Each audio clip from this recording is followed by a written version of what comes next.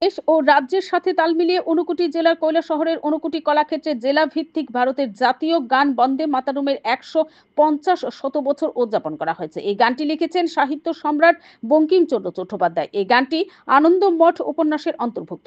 আজকের এই অনুষ্ঠানটি পরিচালনা করে জেলা প্রশাসন। প্রথমেই দিল্লিতে মাননীয় প্রধানমন্ত্রী নরেন্দ্র মোদীজির বন্দে মাতরমের কার্যক্রম ভার্চুয়াল ভাবে অতিথিরা, অগণিত ছাত্রছাত্রীরা এবং শিক্ষক শিক্ষিকারা দেখেন এবং শোনেন।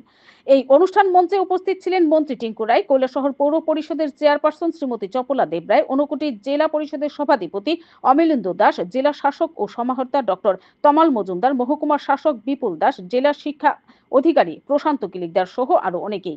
এই মহতি অনুষ্ঠানে বিভিন্ন স্কুল থেকে বাছাই করা ১৫০ জন ছাত্রছাত্রীকে নিয়ে অতিথিরা একসাথে বন্দে মাতরম গানটি গেয়েছেন। সবশেষে নেতাজি স্কুলের ছাত্রীরা একটি নৃত্য পরিবেশন করেছে। Video report, BTV Tripura news. Bande Mataram রচনার ১০০ বছর পূর্তি উদযাপন অনুষ্ঠান। এই অনুষ্ঠানটা শুধুমাত্র একটা সঙ্গীত অনুষ্ঠান নয়, এই অনুষ্ঠান আমাদের হৃদয়ের অনুষ্ঠান, এটা আমাদের আত্মার অনুষ্ঠান।